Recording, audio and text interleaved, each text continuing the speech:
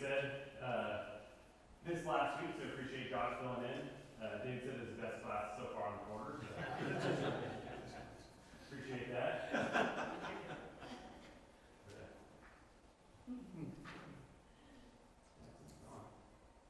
Yeah, it's not making any.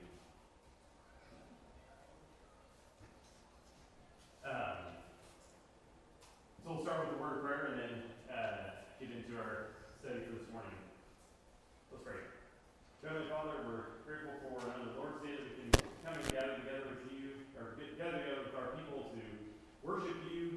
We're grateful for this local group that we can study together with, gain wisdom from one another, and to encourage one another with your word. We ask you to bless the classes and the rest of this building, that the faith of the young members of this congregation will grow in you. We ask as we learn the things that we're going to talk about today, that we apply them into our lives to make us better Christians and followers of yours, regardless of Jesus' name. Amen. All right. Well, so this, we'll see if we can get the. Not sure what's going on with the audio. I hope everybody can still hear me. Okay. So today we're doing lesson 7, which is I think the longest section that we've done so far. So we're starting in Mark 8. We have 8 questions to go through, so probably won't have time to get through all of them, but we'll but don't limit your participation just because of that. So there's lots to discuss in this section. So starting with as a review of our goals, we'll just touch on really quick so we can get into the questions. Seeing a clear image of Jesus, so we'll see that again today in each one of our studies, figuring out what Mark is trying to show us in Jesus. Increasing our faith in Jesus, so as both the Christ and also the Son of God. So we'll see that specifically with the first section that we're going to talk about. Understanding the glory of the gospel message as it pertains to who Jesus is. So continuing to see Jesus teach and his emphasis on teaching. And then we have our theme verse there of the Roman centurion at the end of the book, proclaiming that Jesus was the Son of God. So we're starting in Mark 8, verse 27 is the start of our class this time. So I'm going to start with this first question, considering the context of the story, describe the significance of Peter's confession. So reading, starting in verse 27.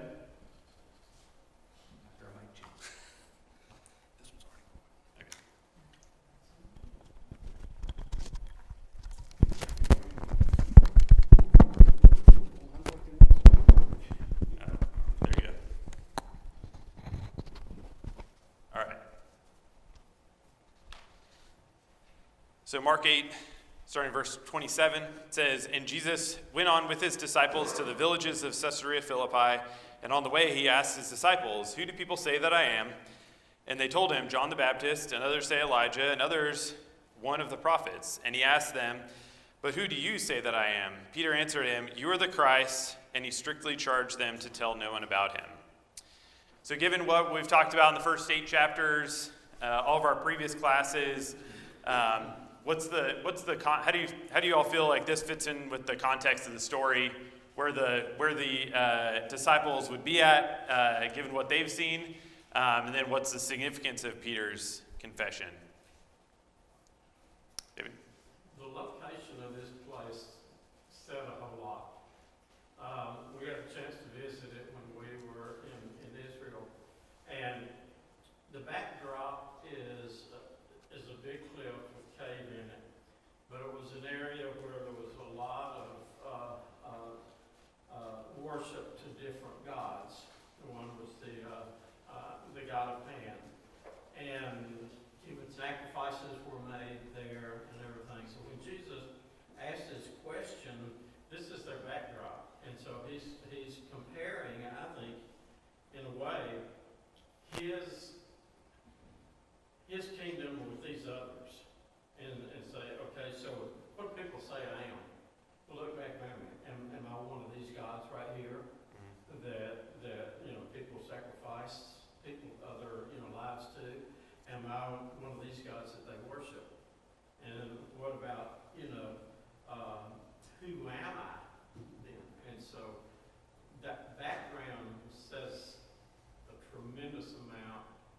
And one of the things I've learned on that trip too, that when Jesus made these comments like this, they weren't just random. When we read it, we think he's just walking down the street, down a path and says, oh, by the way, who do people say I am? No, he had a reason at that place and that time to say this. Yeah. Yeah. Oh, and there's a reason why the Holy Spirit has writers like Mark include certain details. So there wouldn't be anything, you could remove the villages of Caesarea Philippi out of the story, and you could get some meaning out of it for sure. But there was some reason that Mark had provided that. So yeah, appreciate that answer. Anybody have any other comments on this? I don't know, and then it said, and he ordered them not to tell anybody about it. Why? I still don't totally understand that concept. Does he do it because human nature, as soon as you say, don't say anything, we tend to go off and say stuff? Or was he really serious about, well, obviously he was serious about it, but I just can't get my head around him telling all these people. I know it wasn't his time to die yet. Mm-hmm. But I'm just confused. All there is to it. Okay, David, did you have the answer to clear that up? Well, I was thinking also that he's asking this because he's coming to the Jewish people, and who do they think he is? I mean, they would know the scriptures. They would know the Messiah, the Christ. Mm-hmm. That looking for that, and the people that were immediately with him, his disciples or apostles, were not saying that he was. They saw him with authority, performing miracles, doing all of these things, from the position of power. He was the Messiah. He was not Elijah. He was not John the Baptist. He was not anybody else that had come before or after. I mean, he was unique. And Peter makes this statement. Peter was the most, up and down, very emotional kind of guy. But he knew, he said exactly what needed to be said. And they believed it, but they didn't know everything. Right. And speaking to Patty's deal, he only taught for like 3 years before they killed him. And I think he was saying, keep it quiet so that they don't rush in here and kill me after a year, Yeah, I think that, to me, we'll get into the next section, but I think my thought is, especially reading the next section and kind of their still not full understanding of what he means, or what it means for him to be the Christ, it goes partly to why he told them not to tell anyone, that if they're, like we're going to talk about, if they're thinking about an earthly kingdom or just having misunderstanding, it's really going to cause more issues than good by them going around telling people, and ultimately they're seeing, the people around are seeing the same things that the apostles and the disciples have seen too, and so it could be wanting them to come to their own conclusion. So we've seen to this point several different accounts of people trying to decide who Jesus was. It lists Elijah, John the Baptist, so we've seen those names before in the book. We've seen different people acknowledging his authority in his teaching, so considering that maybe he's a prophet, or some just really good teacher, or we've seen that he's been identified as the carpenter's son. He was, his power is attributed to Satan, and so it is interesting to kind of view all of what Mark has showed us this far, to see kind of this check-in with the disciples, the ones who spent the most time with him. Where are they at with understanding this? So if you go thinking about Mark, starting in verse 1 of Mark 1, it talks about Jesus being the Christ, and the Son of God, and so that's his goal through that we've talked about. And so we're seeing now at the conclusion of these 8.5 chapters that at least the disciples seem to be at least catching on that he's the Christ, and I think there's still, as we'll get into the next section, some misunderstanding on that. But so far we don't have any accounts of anybody also calling Christ or identifying Jesus as the Christ or the Messiah. And so we see people believing in him and in his power, but not making that confession so far. Yep. It's interesting that Father Caesarea, that's the city that named after the Caesar. So there's a lot of idolatry in that city, and while he's there, he has some who he is, and that's something that they had to confront. They're surrounded by idolatry, and the people were Gentiles in that city. So now it's a time where they have to really realize, is he the Son of God? Yeah. Yep. That's right. All right. So moving on to the next section, like I said, it transitions well, I think, into where we're figuring out kind of where the disciples were in their faith, and so we're going to read the next section, and then the next 3 or 4 questions are on this section. So we'll read at the start. So starting in verse 31 of chapter 8, it says, "And he began to teach them that the Son of Man must suffer many things and be rejected by the elders and the chief priests and the scribes and be killed, and after 3 days rise again. And he said this plainly. And Peter took him aside and began to rebuke him. But turning and seeing his disciples, he rebuked Peter and said, 'Get behind me, Satan, for you are not setting your mind on the things of God, but on the things of man.' And calling the crowd to him with his disciples, he said to them, 'If anyone would come after me, let him deny himself and take up his cross and follow me. For whoever would save his life will lose it, but whoever loses his life for my sake and the gospel's will save it. For what does it profit a man to gain the whole world and forfeit his soul? For what can a man give in return for his soul? For whoever is ashamed of me and of my words in this adulterous and sinful generation, of him will the Son of Man also be ashamed when he comes in the glory of his Father with the holy angels.' And he said to them, 'Truly I say to you, there are some standing here who will not taste death until they see the kingdom of God after it has come with power.'" All right, so for this next question, how had Jesus taught the disciples that he must suffer and die before this instance? So does anybody have any answers on that part of the question? Well, it said that he began then, and so that would indicate that was when he started to teach that. Yeah, so it doesn't go into the full details. So that's part of Mark's writing. He omits like long teachings from Jesus. So maybe this is one of those teachings, or well, it's certainly one of those teachings that we don't have all the details of. It just says he taught them. So most likely he went into much more detail than what we're given here. But it also said that he taught them plainly, right? In this instance, that there's no hidden meaning. There's no it's simple for them to understand what he's teaching. I didn't find anywhere that he had given any specific, we have to this point in Mark, any specific reference to his death. But certainly they had seen up to this point through the various rejection that Jesus was facing from the Jewish leaders or his family or people that knew him in the area around the Sea of Galilee, that he was already suffering on some extent. So that's what it says that he's. That's one of the things that'll happen is that suffer many things and be rejected by the elders and chief priests and scribes. So those things they've already seen firsthand, and likely when they went out to do their own teaching, it says that if they were rejected, kick the dust off their feet and move on. So most likely they faced some of that themselves as well. So, Peggy, did you have something? I was going to say, he alluded to it in the parable he told in Mark 2nd about the groom. You only fast when the groom is gone. Yeah, that's a good point. They didn't understand that he meant himself at all. Yeah, no, that's a good point. Does anybody else have any other thoughts on what he had taught them to this point on that?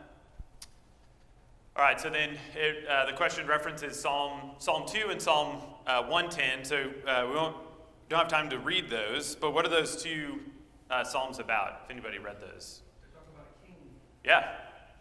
Yeah. So they're both messianic psalms, but yeah, they're both very detailed accounts of the king. And at least I know Psalm 110 was written by David. And so it may be that there's multiple meanings, but you could definitely read through those, certainly without any context, and think it's talking about an earthly kingdom. It's talking about conquering enemies and destroying enemies and ruling as a king. And so if they were, they just came out of, Peter just came out of confessing that he was the Christ, and so most likely they knew these two psalms. And so if they were to think back on these things now, saying, okay, here's the time that the Messiah is here, what do we think that their thoughts were with what Peter's confession was? David? Well, it's mentioned more than once, or maybe it's a little later, that they are discussing among themselves what their position will be in the kingdom. Yep. And they're thinking earthly kingdom. Although I haven't seen any references to David the king, who was their great example, who Jesus came down through David's lineage, but they're talking about physical kingdom. Yep. He's the king. What am I going to be, a right hand man or what? Yeah.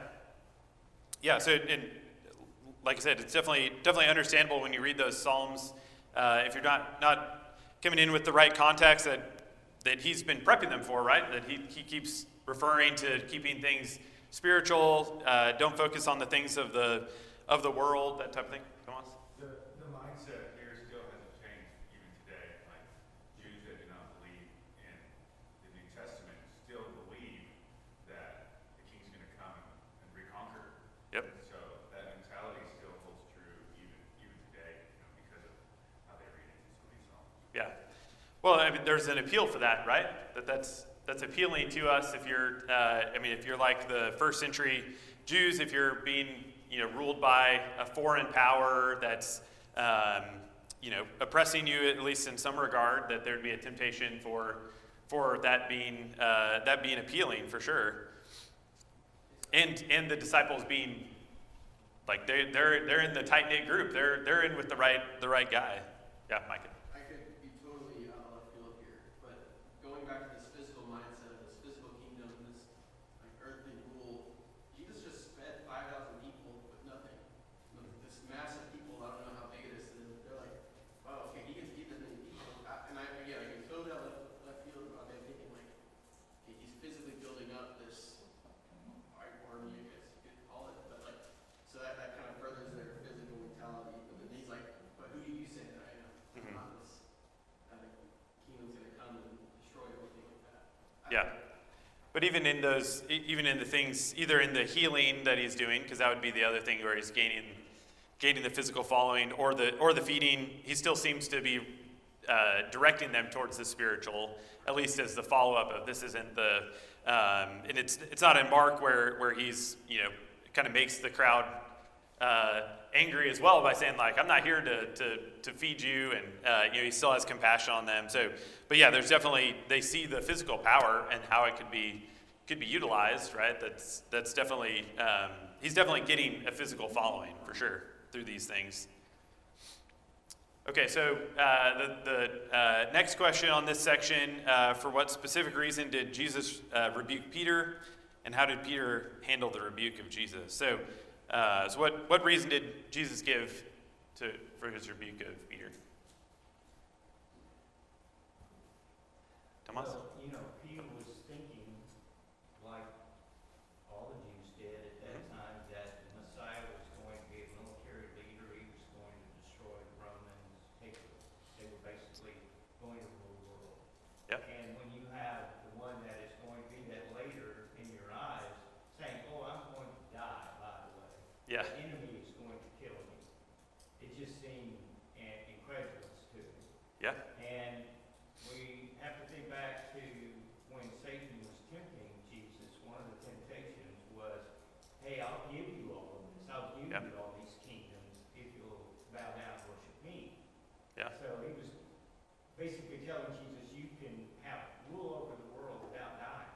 Yeah. And Peter was tempting him in the same way. So Satan was using Peter. Yeah. So in the same way that we didn't get the full text of what Jesus was teaching them, we don't get the full text of all the things that Peter said. But yeah, I mean, maybe it was along the same lines as what Satan had tempted him with, where we read about that as well. Tomas, did you have something?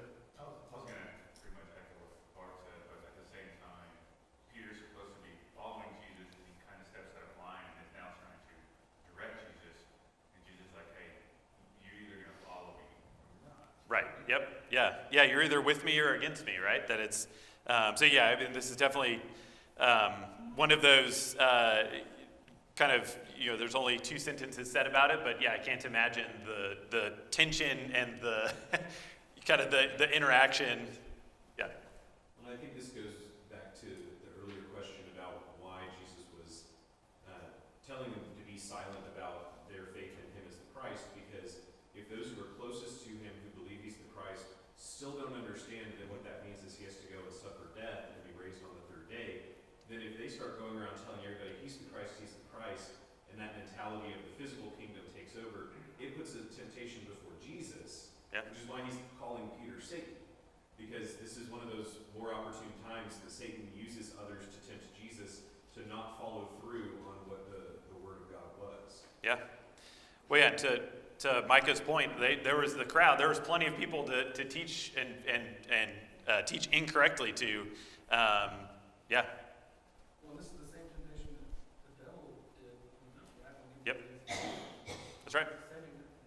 Yep.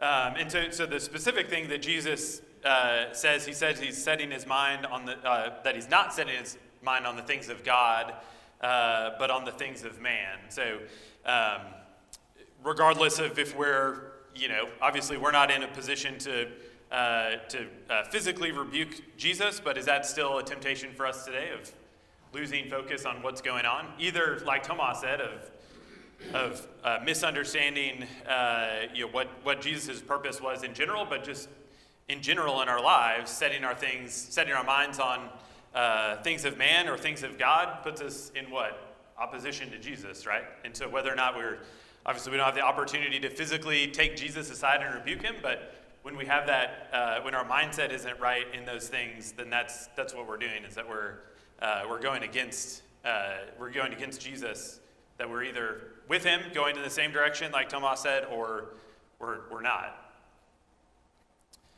All right. But so how did the second part of that question? How did Peter handle the rebuke of Jesus? Yeah. And I even looked at the Matthew account, and it doesn't give any detail there either. Yeah. Yeah. So I was kind of thinking just broadly of what we know. Yeah. There's nothing told. Like that would be the other part of the scene to see. Like after Jesus rebukes him back. Like what did he do? What was his reaction when he went back? And because then it says that he just went directly into talking to the crowd and the disciples after that. And so, but we see that Peter continues to follow Jesus, right? So from all the accounts, obviously we'll talk more about the things that he sees not too long after that. Seems to take the correction, move on. So he doesn't get the rebuke and pout and go away and say, well, I'm not following this guy. If he's going to talk to me like that, then I'm gonna move on to somebody else. Josh? I can only imagine if God the Son called him Satan, that would be a kick in the gut, right? Yeah. I mean, Peter's always been outspoken, right? He thinks he's doing the right things and wants to do the right things. I can only imagine it would be a very humbling experience for him. Yeah. But you can take those humbling experiences one way or another, right? Like some people take humbling experience and say, I'm done with this person. Like they were too harsh or too honest or whatever, or you can take the correction. Yeah, David? One of the things we see about Peter throughout his life is he's rebuked a lot. Mm-hmm. He always bounces back. And, when Paul rebuked him in front of everybody, I mean, it's like, Jesus rebuking him right here in front of everybody. When he was saying, I'm not going to deny you, Lord, I'll die with you. And he's rebuked there. On the Mount of Transfiguration, he's rebuked there. Yep. It says that he just spoke because he didn't know what to say. Yeah. But Peter always had resiliency and bounced back and followed the Lord. Yep. And that's what, we can learn from that. That, if we get rebuked, it's not the end of the world. Right. And like Josh said, be called Satan. And I know, he's not calling him Satan. He's just indicating so much and so strongly to Peter that you're letting Satan grab hold of you. Yeah. And That's pretty right. much is what he's trying to say. But be called Satan, yeah, I'm like, whoa, huh? Yeah. Who are you? Yeah, I mean, if nothing else, it shows us that Peter had his faith wasn't complete, that he was still growing in that, even from what we understand where his understanding was. And so yeah, again, for us, that's how we should take that. That's a building opportunity. We'll see. I don't know that we'll get to the last section talking about changes in our lives that we can make for sin, but it's the same thing. That if we're focused on the wrong things, or we've got things that, and we read something that convicts us or rebukes us, that how are we responding to that? Are we applying that, or are we ignoring that? I was just going to say, we read the verse about iron sharpens iron, and we tend to view conflict in a negative light. Here you see conflict in the sense that iron sharpens iron. So in this moment, he becomes stronger and better in all of those situations. The conflict, helps him to get sharper. And so I think Yep. for us, when we're in conflict, we need to use it as an opportunity to grow sharper. Yep. All right. So then the last question on this section: what does it mean to take up your cross and follow Him? So he mentions that in 34 through 38, kind of talks about a few different things. But what does it mean to take up? And what's he talking about? Taking up the cross and follow Him. Sorry, there's a fly up here, so that's distracting. Okay. Yeah. Okay. What everybody else have? Yeah, I know. Yeah. Okay. Sweet aftershave. So- When you think about him talking about taking up the cross, the only association they had with a cross was what the Romans used the cross for. Yep. To kill you. And he's saying they're going to kill me. So they would have put those two things together, I think. And he says, take up your cross, like Jesus took the cross and bore it to Calvary. So he was foreshadowing, in a way, things that were to come. Probably difficult for them to understand, but the true meaning of it is you think about what Jesus had to do and completely submit to the Father's will, even though he wished it would pass. He wouldn't have to go through it because he understood that level of suffering. So I think when he's saying, are you willing to give it all? Yep.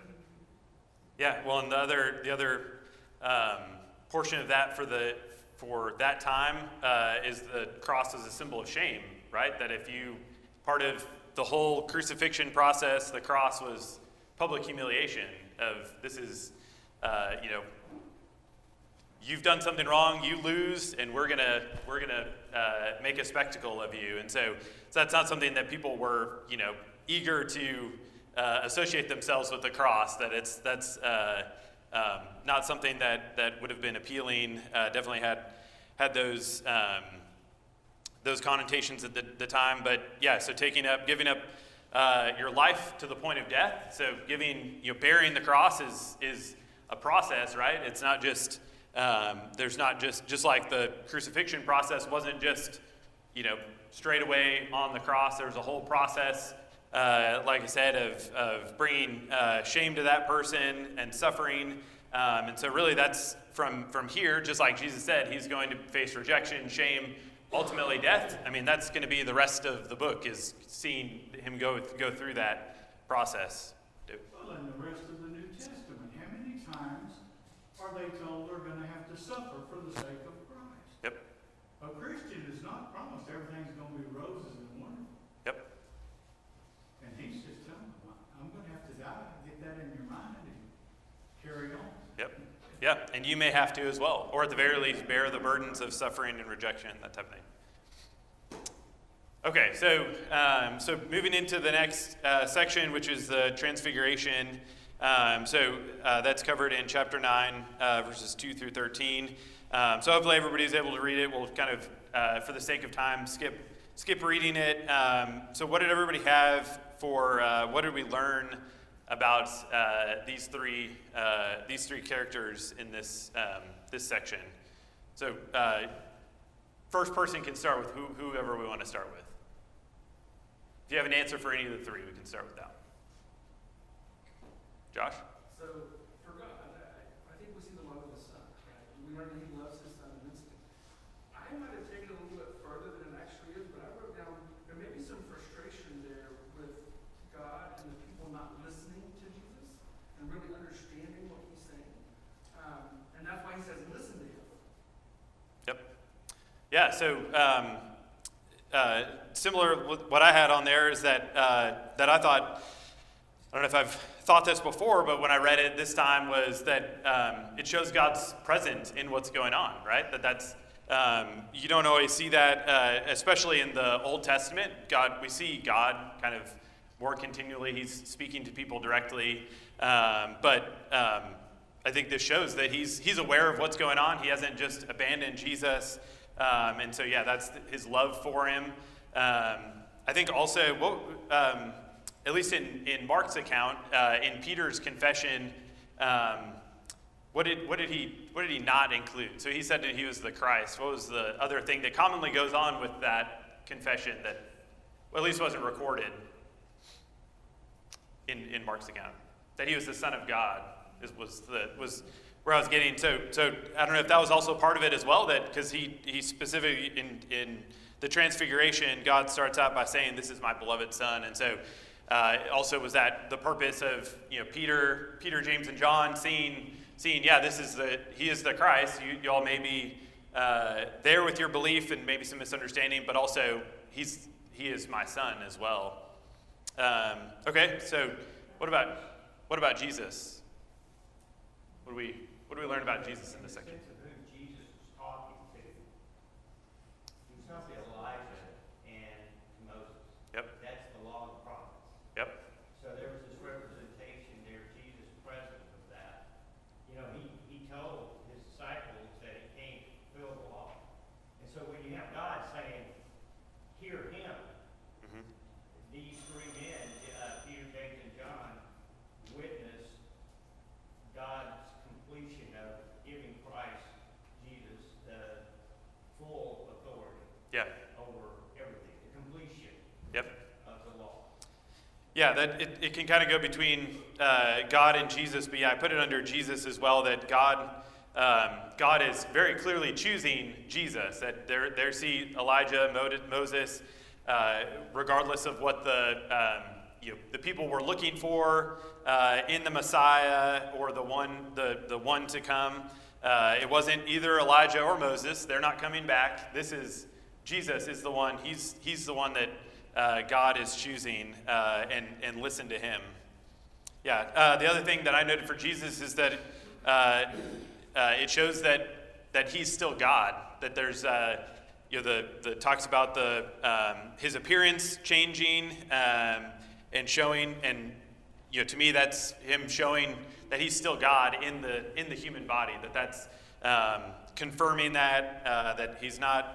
He didn't become any less God when he came to the earth. He was still God, just in a human body. All right, and then for Peter, what does everybody? Peter's the favorite character everybody always likes to talk about for Transfiguration. So yeah. So doesn't like to be idle, right? He jumps in, says things. Also eager to serve, right? He's trying to do something. He wanted to do something. So he talked about building the tabernacles or the tents. He acts even when he doesn't have full understanding, which I do think it can be good and bad, right? That some people don't act because they don't have understanding and they're frozen. They never do anything, right? Because they never feel like they have full understanding. At least to Peter's credit, he's willing to do that. That's definitely one of his characteristics. So those are some of the things, and like was talked about in the last section. This is we have a few different examples of Peter kind of jumping in and saying things or doing things that maybe weren't fully thought through. Maybe anything else on any of these three? Well, I was gonna say, he said, let's put up 3 tents, one for each of you. Did he even have tents with him? Doesn't seem at all. Yeah. Still, Peter's going right back to what Christ had already rebuked him about. You're not mindful of the things of God, Yep. but the things of men. And he's showing this again. And, his rebuke wasn't a rebuke like that, but he was still rebuked when God says, "This is my son." So, and he tells us, he didn't know what to do or say, so he just said something. Yeah. Instead of just taking in what was going on and understanding that this is of God, this is not of man. But Yeah. Peter and the rest of the apostles, they can't get away from that. No different from people today. Right. They Yep. want a physical kingdom, going to be set up in Jerusalem, and Jesus is going to come and rule for 1,000 years. Yeah. It's the same thing that people today are dealing with. Yeah, and of all the things to date that they've seen, you would think that this would be the most spiritual experience, that they're seeing 2 people that have been dead for hundreds of years, and then seeing Jesus transformed as well, that you would think would get you out of the physical mindset of it all.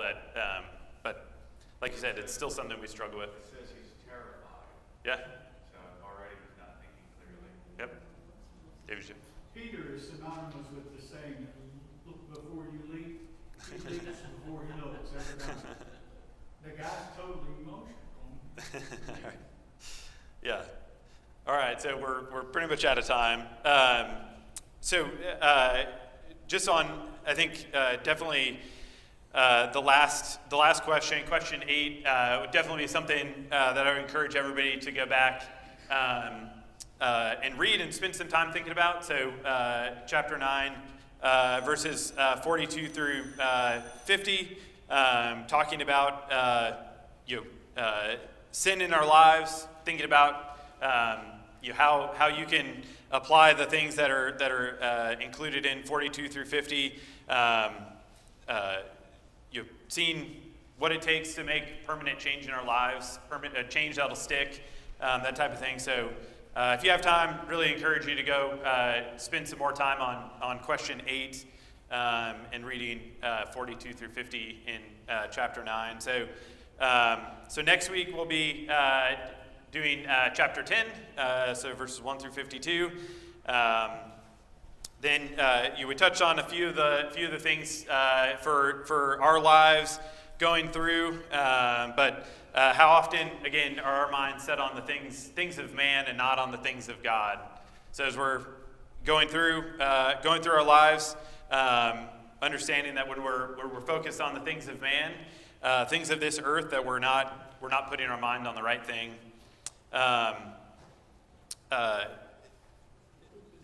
The other was just in that last question is, are we willing to make permanent change? So it talks about doing things like cutting off our hand or plucking out our eye, very permanent things. So are we willing to do permanent changes in our lives to remove sin? So not those physical things, but what are the changes that we're willing to make?